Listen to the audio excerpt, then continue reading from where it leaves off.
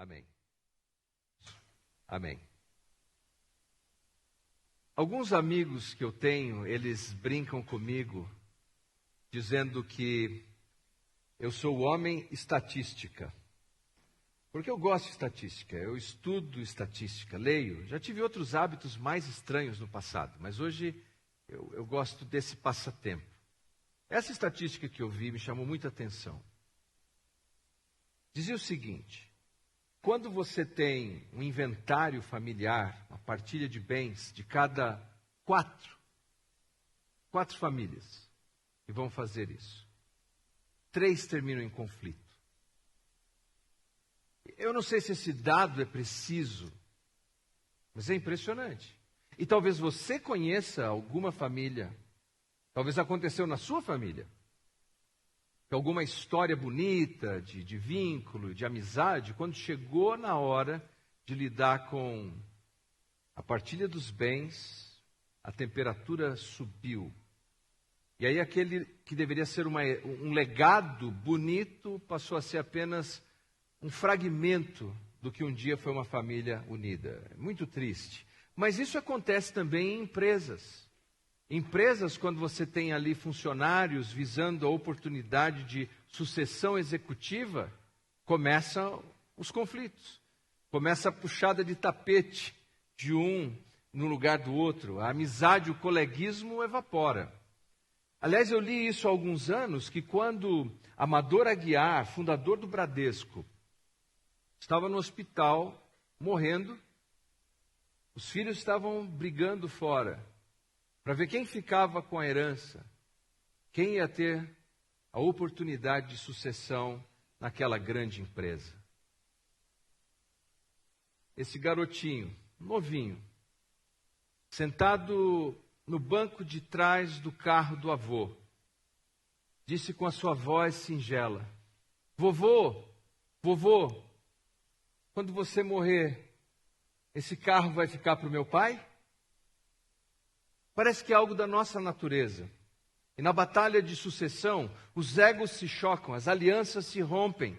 E nós vamos deixando para trás essa história de fragmento, de luta por poder, por posição e por privilégio.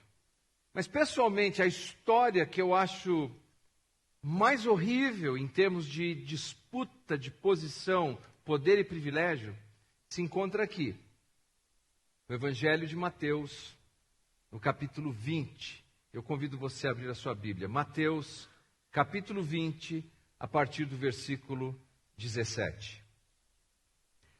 Mateus 20, versículos 17 até o versículo 28. 17 ao 28. Estando Jesus para subir a Jerusalém, chamou à parte os 12. E em caminho lhes disse: Eis que subimos para Jerusalém, e o Filho do Homem será entregue aos principais sacerdotes e aos escribas, e eles o condenarão à morte. E o entregarão aos gentios, para ser escarnecido, açoitado e crucificado.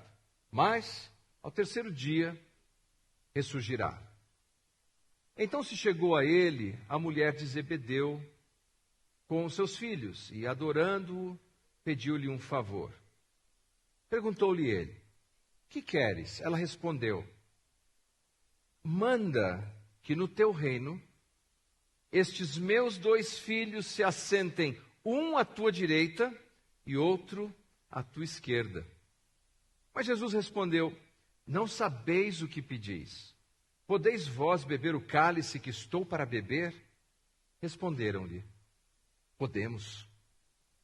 Então lhes disse: Bebereis o meu cálice, mas o sentar-se à minha direita ou à minha esquerda não me compete concedê-lo. É, porém, para aqueles a quem está preparado por meu Pai. Ouvindo isto, os 10 indignaram-se contra os 2 irmãos. Então, Jesus, chamando-os, disse: Sabeis que os governadores dos povos os dominam e que os maiorais exercem autoridade sobre eles. Não é assim entre vós. Pelo contrário, quem quiser tornar-se grande entre vós, será esse o que vos sirva. E quem quiser ser o primeiro entre vós, será vosso servo. Tal qual, como o Filho do Homem, que não veio para ser servido, mas para servir e dar sua vida em resgate por muitos. O pano de fundo desse episódio que nós lemos é que Jesus está agora já praticamente no final do seu ministério terreno. E ele está caminhando com seus discípulos, e nesse capítulo, ele abre o capítulo contando primeiro uma parábola, a parábola conhecida como os trabalhadores da última hora. E na sequência, Jesus chama os seus discípulos para perto, para uma conversa mais privativa. E nessa conversa privativa, Jesus fala do desfecho da sua missão terrena que aconteceria em breve em Jerusalém. E pela terceira vez nesse evangelho, Jesus diz o seguinte, que ele vai ser ilegalmente preso, injustamente condenado, torturado, xingado, crucificado, morto e sepultado. Ele tinha dito isso 2 outras vezes. Veja você, Mateus capítulo 16, versículo 21. O contexto de Mateus 16 é quando Jesus conversa com seus discípulos e pergunta o seguinte: quem dizem os homens que eu sou? E as pessoas tinham as opiniões das mais diversas a respeito de Jesus. Mas Pedro recebe uma revelação especial e diz assim: para mim tu és o Cristo, o Filho do Deus vivo. E Jesus diz: bem-aventurado és, Simão Barjonas, porque não foi nem a carne nem o sangue que te revelou, mas o meu Pai que está nos céus. E aí parece que o Pedro ficou meio envaidecido com isso. E na sequência Jesus conta o seguinte: desde esse tempo, versículo 21, capítulo 16, desde esse tempo começou Jesus Cristo a mostrar aos seus discípulos que era-lhe necessário seguir para Jerusalém e sofrer muitas coisas dos anciãos, dos principais sacerdotes e dos escribas, ser morto e ressuscitado no terceiro dia. É aqui que Pedro, com o coração inflacionado, meio envaidecido, repreende Jesus e diz: não, Senhor, jamais, não te faça isso. E Jesus se volta para ele, com a mesma maneira que o elogiou, diz assim: arreda-te de mim, Satanás. Você não cogita das coisas de Deus, mas das coisas dos homens. A história se desenvolve um pouco mais e no capítulo 17 é aquele episódio em que nós temos o conhecido Monte da Transfiguração. Jesus sobe até aquela montanha com seus discípulos mais próximos, Pedro, Tiago e João. E naquela montanha algo excepcional acontece, porque Jesus se transfigura diante deles. Como se Jesus se tornasse o sol a pino, meio-dia. A roupa de Jesus é tão branca que um dos evangelistas diz que nenhum lavandeiro poderia deixá-la tão branca. Era um momento especial. E quando Jesus desce do Monte da Transfiguração, ele tem aquele encontro com o pai desesperado, porque tem um filho possuído por um demônio, que joga o jovem no fogo e na água. E Jesus exorciza aquele moço, livrando da força opressora do poder maligno. E na sequência, Jesus diz aos discípulos estas palavras. Mateus 17, 22. Reunidos eles na Galiléia, disse-lhes Jesus: o Filho do Homem está para ser entregue nas mãos dos homens, e estes o matarão, mas ao terceiro dia ressuscitará. Note, então os discípulos se entristeceram grandemente. E finalmente temos o capítulo 20, em que pela terceira vez, esse capítulo que abrimos a nossa mensagem, Jesus diz que vai para Jerusalém e vai ser ilegalmente preso, injustamente condenado, torturado, xingado, crucificado, morto, sepultado e ressuscitaria ao terceiro dia. Mas diferentemente das 2 outras passagens, você não encontra nenhum discípulo dizendo: não te faça isso. Você não encontra nenhuma comoção, ou dizendo: e os discípulos se entristeceram. Não tem isso no texto. Você não encontra nenhum discípulo dizendo: Senhor, agora nós entendemos, a ficha caiu, nós estamos contigo e vamos enfrentar o que quer que seja por amor ao seu nome. Nada disso. O que acontece nesse episódio é algo que nós não esperávamos. Nenhum de nós esperaríamos isso. Jesus está falando de todo esse sofrimento que vai enfrentar em Jerusalém, e aí aparece uma senhora no meio deles. A mãe de 2 dos seus discípulos. E em comparação com os evangelhos, ela tem sido conhecida como Salomé. A Bíblia Almeida, a Nova Almeida atualizada, coloca na sua nota de rodapé, seguindo a tradição da igreja cristã, afirma que se trata da irmã de Maria, portanto, tia de Jesus. E se essa afirmação está correta, João e Tiago eram primos de Jesus. E ela se aproxima. E o texto diz que ela se aproxima de Jesus e o adora. A palavra adora na língua grega é proskyneus, e significa literalmente fazer-se pequeno ou prostrar-se. Ela vem até Jesus depois que ele diz essas palavras de dor e de sofrimento e de martírio. Ela vem até ele, se prostra diante dele e diz assim: eu quero te pedir um favor. E Jesus diz, vou pôr na linguagem de hoje, o que eu posso fazer por você? Sucessão. Herança. Ela diz assim, olha, eu quero te pedir o seguinte, que no teu reino, coloca à sua direita esse meu filho, e à sua esquerda este meu filho. Nós sabemos que na tradição da Mesopotâmia, no mundo antigo, sentar-se à direita e à esquerda eram símbolos de poder. O homem que sentava à direita era o segundo na escala de poder, era aquele que mandava depois do que está sentado no trono. E o que sentava à esquerda, então, seria o terceiro homem com poder. E no contexto em que Jesus está dizendo, eu estou indo morrer em Jerusalém, e o pedido é um pedido de poder. É realmente bizarra a situação. E se, de fato, a tradição da igreja está correta, de que se trata da tia de Jesus e dos primos de Jesus, nós temos o maior abuso de nepotismo que se pode imaginar numa situação absurda. Mas me parece que é muito próximo da realidade do que nós somos, humanos, com desejo de posição, de poder e de privilégio. Primeira lição que podemos extrair desse texto está no versículo 25. É expedido por autoridade. Então Jesus, chamando-os, disse, sabeis que os governadores dos povos os dominam e que os maiorais exercem autoridade sobre eles.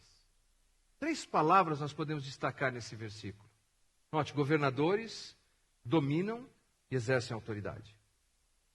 Jesus diz que nesse mundo é assim. É governar, é dominar, é exercer autoridade. É bastante sugestivo que a palavra dominam, na língua grega, é a composição de 2 vocábulos, que é katakurio. A palavra kurios, na língua grega, significa senhor. Então Jesus está dizendo assim, nesse mundo as pessoas se julgam príncipes dos outros.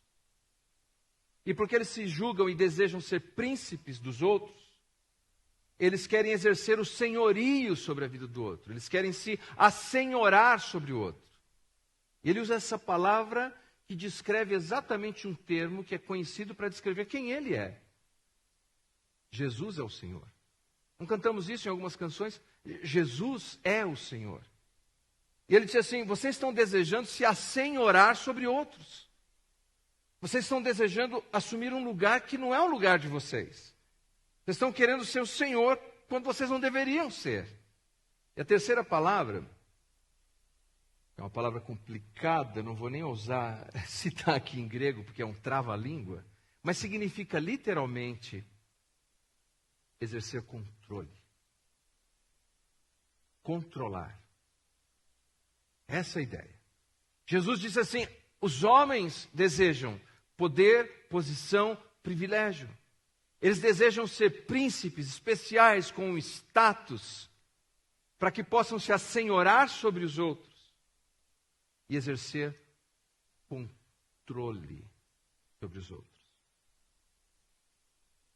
E quando eu li isso e meditava nesse texto, eu fiquei pensando se não é o que nós vivemos. Porque o desejo de controle, o desejo de posição, de autoridade e privilégio, é, num certo sentido, o fato de que nós não suportamos a contrariedade. Nós não suportamos ser contrariados.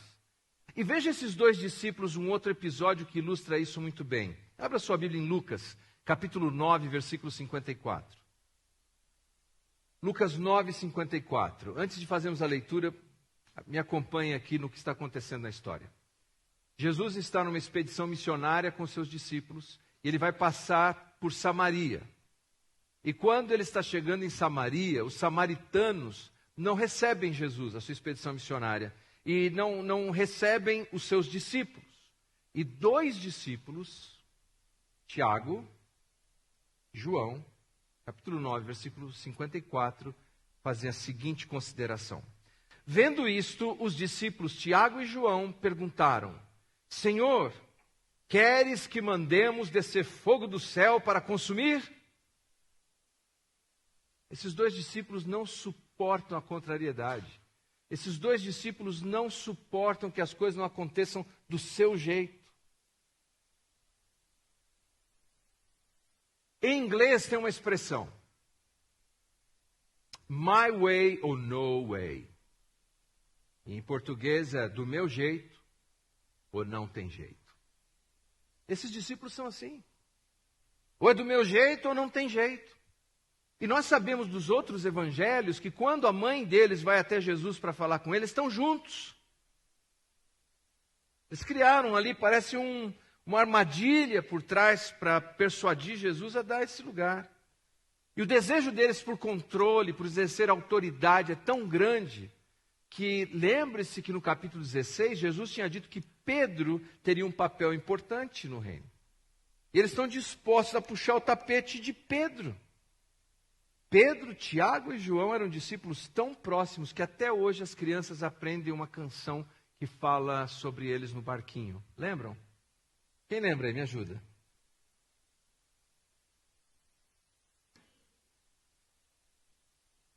Pedro, Tiago e João no barquinho. Mas esses discípulos iriam tirar o Pedro do barquinho. Eles queriam aquele lugar. E sabe, o desejo mais comum entre pessoas que sofrem de ansiedade, que sofrem de transtorno de personalidade, é o desejo de controlar tudo e controlar todos, do meu jeito ou não tem jeito. Porque se essas pessoas não exercerem controle, elas perdem a paz, não conseguem ter serenidade de alma e de coração. E por isso sentem esse desejo de ficar controlando tudo e todos. Qual o resultado disso? Não confiam. Brigam. Manipulam. Querem encontrar um jeito de exercer posição, poder, privilégio. Eu li sobre esses amigos que estavam sentados numa mesa, tomando um suco de uva, comendo um queijo, e de repente apareceu uma abelha. Você já deve ter tido essa experiência. Aparece uma abelha voando. E vem e vai. Então, um dos amigos teve essa ideia. Abriu a garrafa que tinha um pouquinho de suco de uva e colocou ali na mesa. A abelha veio, entrou na garrafa e o que ele fez? Fechou. Mas claro que ele fez isso pelo bem da abelha. Ele queria que a abelha desfrutasse daquele suco maravilhoso que estava na garrafa, não era isso? Ele queria que a abelha tivesse um bom tempo. E claro, no final da prosa deles, o que eles fariam? Abririam a garrafa para que a abelha pudesse sair. Era isso que ele tinha em mente? Não. Porque o que ele queria era simplesmente controlar a abelha, engarrafar a abelha. Algumas vezes, é essa a nossa tentação. Nós queremos estar na posição que tenhamos condição de engarrafar o outro para que seja do nosso jeito. E se não for do nosso jeito, não tem jeito. E nós não estamos desejando o que é melhor para o outro de verdade. Nós estamos desejando o que é melhor para nós, que atenda a nossa preferência. Eu já cometi esse pecado algumas vezes na minha casa. Uma vez a Julie me disse: Leandro, eu gostaria de ter um cachorro pequeno, um pincher. Eu liguei para um amigo até aqui da igreja, que mexe com isso. Falei, você consegue para mim um cachorro? Ele falou, que cachorro você gostaria? Eu falei, um pastor alemão. E ela ganhou um pastor alemão. Eu pensei o seguinte, com todo respeito àqueles que amam e têm os seus caninos dentro de casa, eu respeito isso, mas eu pensei, o pastor alemão vai ficar fora de casa. É uma maneira de fazer, não de fato pelo outro, mas fazer para si mesmo. Nós temos que pensar o que é melhor para o outro, é o que Jesus estava colocando nesse contexto. Segundo, Jesus nos dá uma perspectiva correta da autoridade, versículo 26 e 27. Jesus diz, não é assim entre vós. Vocês não devem ser dominadores, vocês não devem lutar por posição, por privilégio, por poder. Vocês não devem pensar em controlar, manipular, engarrafar o outro. Não pensem assim. Porque há um Senhor, não somos nós. Nós temos um Senhor, que é o Senhor da história, que é o Senhor da nossa vida, que por sua providência permite que convivamos com pessoas e circunstâncias. E que Ele tem um propósito naquilo que permitiu. Então eu não posso sair por aí tentando me assenhorar do outro, engarrafar o outro. Jesus dá a perspectiva correta. Não é assim entre vós, pelo contrário. Quem quiser tornar-se grande, mega entre vós, será o que vos sirva. E Jesus usa aqui a palavra diácono. Diácono é uma palavra interessante na língua grega. Se tornou um oficialato da igreja, mas originalmente o diácono era um servo. Um servo que não necessariamente era um escravo, ele poderia ser alguém remunerado. O mais próximo que nós temos hoje em dia do que é um diácono é o garçom. Como é que faz o garçom? Você se assenta à mesa, ele vem até você, ele pergunta, o que você gostaria hoje? Eu posso sugerir alguma coisa? Aí ele apresenta lá e você diz assim, eu gostaria de uma lasanha. O que faz o bom diácono, o bom garçom? Ele anota, ele vai oferecer talvez uma bebida para acompanhar, vai até a cozinha, não é isso? E pede aquilo que você deseja, que você precisa, certo? Agora, seria um absurdo imaginar o seguinte, você vai, o garçom vem até a sua mesa, você diz, então gostaria de uma lasanha. Não, lasanha não. Hoje você vai comer um frango com batata que sobrou de ontem, daqui a pouco eu mando entregar na sua mesa. Seria aceitável? Não seria aceitável isso. Ele não é um bom diácono. E Jesus diz, vocês precisam ser como diáconos. Vocês têm que olhar as pessoas que estão à sua volta e chegar assim com um talão de pedido. Falando, escuta, qual que é o seu pedido? O que você está precisando? Como eu posso servir você? Porque servindo você, eu estou servindo o meu Senhor. Agora, é ainda mais interessante que na sequência, Jesus enfatiza ainda mais, porque ele diz no versículo 27, e quem quiser ser o primeiro entre vós, será o vosso servo. Aqui ele troca de palavra, ele não usa diácono, ele usa a palavra doulos, escravo. Ele diz, você é garçom. Mas você não é apenas garçom, você é um escravo. Porque e quem é o escravo? O escravo é aquele que não tem mais vontade própria. A sua vontade está rendida. Você não tem mais direito à sua própria vontade. A sua vontade consiste em uma única opção: agradar o seu Senhor. Você tem um Senhor, um bom Senhor. Jesus Cristo é o seu Senhor. Então, quando nós saímos para a vida, para lidar com aqueles que estão à nossa volta, nós precisamos pensar, Senhor, o que o Senhor deseja de mim? Essa pessoa aqui, nessa situação que eu estou vivendo, como eu, alguém que rendia minha vontade ao Senhor, posso servir como um bom diácono essa pessoa que está aqui perto de mim? Isso muda tudo, não muda? Muda todas as relações que nós temos. Nós teremos muito mais consciência se estamos tentando manipular as pessoas que estão à nossa volta para termos a coisa do nosso jeito. Terceiro, Jesus então vai dar um exemplo de como se exerce essa autoridade servidora. Versículos 32 em diante. Como eu disse, o capítulo começa com Jesus contando uma história, uma parábola sobre trabalhadores. Depois Jesus tem essa discussão sobre como é que se serve, como é que se exerce autoridade no seu reino. E ele termina agora, o evangelista termina nos contando que Jesus agora prossegue em direção a Jerusalém. E ele vai passar por Jericó. E há uma multidão acompanhando Jesus. Como sempre, uma multidão barulhenta, pedindo coisas. E quando Jesus vai chegando ali, entre Jericó e Jerusalém, há 2 cegos que ouvem a multidão se aproximando. E ao ouvir a multidão, eles começam a gritar: Jesus, filho de Davi, tem misericórdia de nós. Sabe como a multidão respondeu?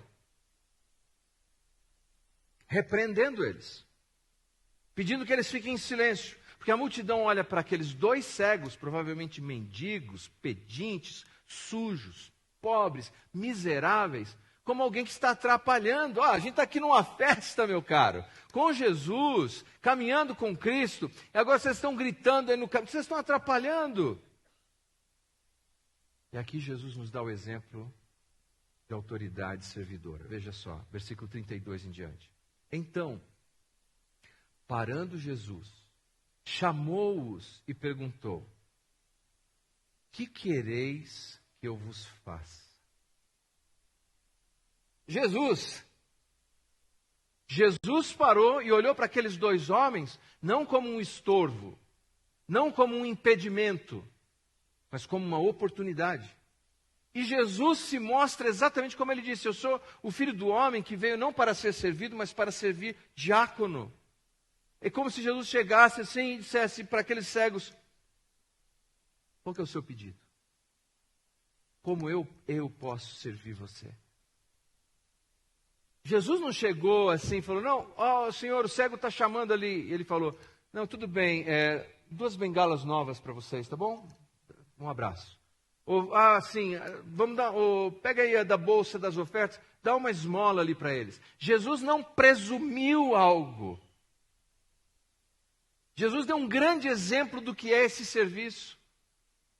Ele disse: o que você quer que eu te faça?